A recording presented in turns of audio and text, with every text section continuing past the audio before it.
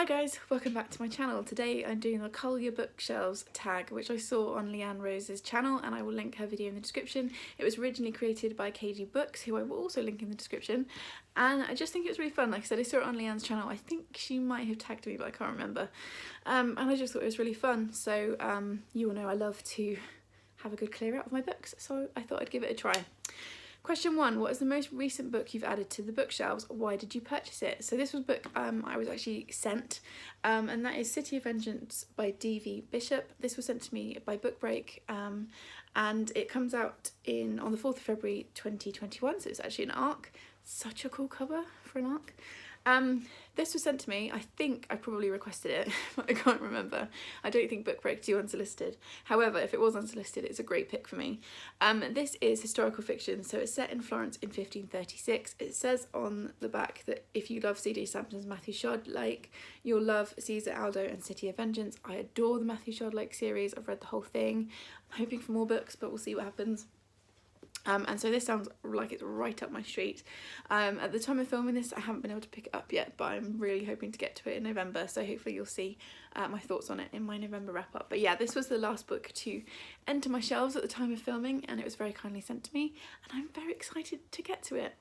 Question 2, what book did you buy with absolutely no desire to read it? I don't do that. I'm not sure why someone would do that. I think I've said this before, and there's a question in a minute about how you arrange your shelves, but yeah, I very much only buy books I'm going to read because I only have a limited space. So yeah, I don't have an answer for that question, sorry. Question 3, what is the most awkward shape or size of book that you own? So I've got lots of different shapes and sizes on my shelves, as you can see. I really hate that there's variation. I just think like all paperbacks should be this size, and then all hardbacks should be this size, which shows you one of the answers to the questions in a minute. And yeah, it really irritates me with the variation in sizes. So one that I've got here is My Best Friend's Exorcism by Grady Hendrix, which is a book, again, I will hopefully be reading by the time you see this video, which I'm really excited to read. I think it has got the ugliest cover I've ever seen, but I actually really love it. But this is a really weird size. It's really tall, and it's like thin, and I think it's just the American sizing, because quite often like if you get like an American paperback, if you get an American paperback, mass market paperback, they can be really thin and tall, and it's just it irritates me. However, I get around it by lying them flat or like arranging them differently on my shelves. I don't tend to have like books all the way along. I tend to mess about with it, which I'll talk more about in a minute. But yeah, I'm very excited to read this book, and I'm very happy it was sent to me. Who gifted me this? Oh, it's from Aoife. Yeah, Aoife sent this to me for my birthday from Where's a Clover. Really excited to get this because I've heard great things. However, the size of the book itself is kind of annoying. Question 4, show and tell. How do you arrange your shelves? Is there method to the madness? So, yes, there is method to the madness. I have this bookshelf you can see behind me. I've also got another one further down the room, which is about the same size. And then upstairs I've got a set of 3 shelves in our bedroom. So the books upstairs are the unread, and then once I've read a book, if I decide to keep it, which I'll talk about more in a minute on the next couple of questions, it will then come down onto my shelves. This I know is going to irritate people, I don't shelve my books according to author or genre. The only author where I keep all the books all together is Margaret Atwood, because there's so many of them and I just like having them together. Everyone else, I just arrange in terms of aesthetic. So, you know, in here we've got some fantasy, I'm not even sure what middle game would be. We've got a couple of copies of The Handmaid's Tale, like these are the hardback Atwoods that don't fit with the paperbacks. I've got some more over here. It's just a whole mix of stuff, but I just do it on how I think it looks nice. And yeah, I know that some people will be, their left eye will be twitching with that, but it's my bookshelf and I want it to look the way that I think is attractive. Question 5, how often do you have a book cull? Basically every month. So as I read books in the month, they go into a stack in my office in the order that I've read them, because I like to physically see at the end of each month, like these are all the pages I've read, and there's something really satisfying about that. And if you follow me on Bookstagram, I always post my read stack at the end of each month.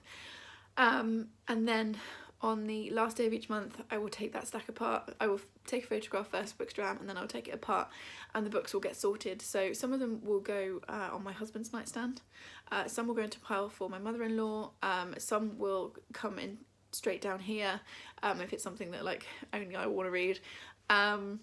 And then I'll also make a stack for the charity shop, because sometimes I read a book and I just think nobody else is going to want to read this, I don't want to keep it, so it can go. So I do have a monthly sort out of the books that I've read, and then I will do a quarterly clear out of my shelves as a whole. So I will go through all of my shelves and all of my books and pull out the ones I don't need anymore and then get rid of them. And there will actually be quite a big unhaul coming next month for the end of the year, so yeah, look forward to that. I always love filming those videos, and you guys always seem to enjoy watching them as well, so that will be coming next month. Question 6: how do you decide if you're going to keep a book or give it away? I only keep books if I've given them 4 or 5 stars, so everything that you've seen behind me I've given 4 or 5 stars and really enjoyed. I've got no problem lending my books out. Even if I've given it 4 or 5 stars, I will happily lend that to whoever wants it. So my mother-in-law's currently got quite a collection of my books, which is fine because I'm not going to reread them straight away. So if I've given it 4 or 5 stars, I'm very likely to keep it. Anything less than that, I won't keep it, because what's the point of keeping hold of a book you didn't love? Question 7: what is a contender for the oldest unread book on your shelves? So I don't really have an answer for this, because I cleared my physical TBR in August. And then I was very, very generously given a lot of books for my birthday from you guys, from my family. So anything that's on my shelves unread, the oldest book is from August, and it's only, well, when you see this it's November, but I'm filming in October, so it's only 2 months later. So I don't really have any that are like super old, because again, I don't acquire books that I'm not excited to read. So they don't really tend to hang around that long on my shelves.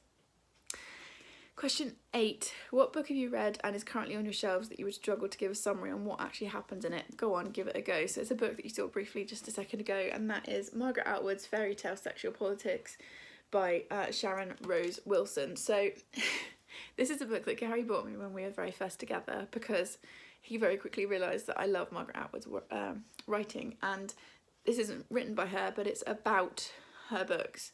And I have read it, but it was probably 7 years ago, and I don't remember enjoying it. I remember it being really dry, but it's one of those books that I kept because it was one of the first gifts he gave to me, so I keep it for sentimental reasons, and I'm not entirely sure what it's about. It's a series of non-fiction essays about the sexual politics that are present in Atwood's writing and how they link to fairy stories, I think.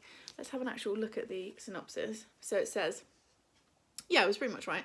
Sharon Rose Wilson's analysis of Margaret Atwood's sexual politics through a study of fairy tale patterns offers a new reading of Atwood and a fresh appreciation of the traditional fairy tale's ability to illuminate modern literature. So yeah, it's one of those books that I'm breaking my own rule with this, because I will probably never reread this. I didn't really enjoy it the first time, but it's got such sentimental value to it that I could never get rid of it. Question 9: some books are to be cherished. Which book would you never throw or give away? This book is the Little Book of Proverbs, and you can probably see it's had quite a hard life. This was my grandpa's, and he passed away a couple of years ago now, and I could never ever get rid of this. It was given to me after he died, and there's something really comforting about physically holding something that he held and read often and got a lot out of. And it's got, it smells of him, and yeah, I could just never get rid of it. I haven't actually read it because I'm slightly scared to like damage it even further, because you can see the binding going. But yeah, this is definitely something I could never get rid of, and you'll probably see it in like the background of most of my videos because it lives just there. So yeah, this is definitely one I could never ever get rid of. And the final question: don't throw those books away. Out of the ones you've discussed, choose one to actually send to someone close to you, or arrange to send it to another Booktube. But why have you chosen this book for them? So I'm not going to actually do this because this is a really heavy book, but I would send the Margaret Atwood Fairy Tale Sexual Politics to Amy at Amy Myers, because I think she would really enjoy this. I know that she's done quite a few videos on sexual assault, but I feel like she's one of those people who would find this really interesting.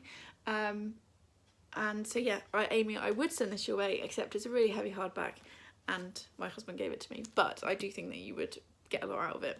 So there we go. That's the whole tag. I've forgotten to write down people to tag because I'm really disorganised. So let's do that now. Well, Amy Myers, let's tag you. It's been a while since I tagged you.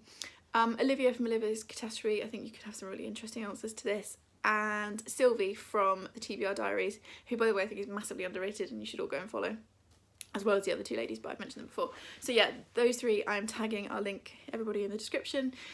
Drop me a comment and let me know a book that you definitely could never ever get rid of, because I think that's a really interesting question. I hope you've enjoyed this. Please click subscribe if you haven't already, and I will see you in the next one. Thanks guys, bye!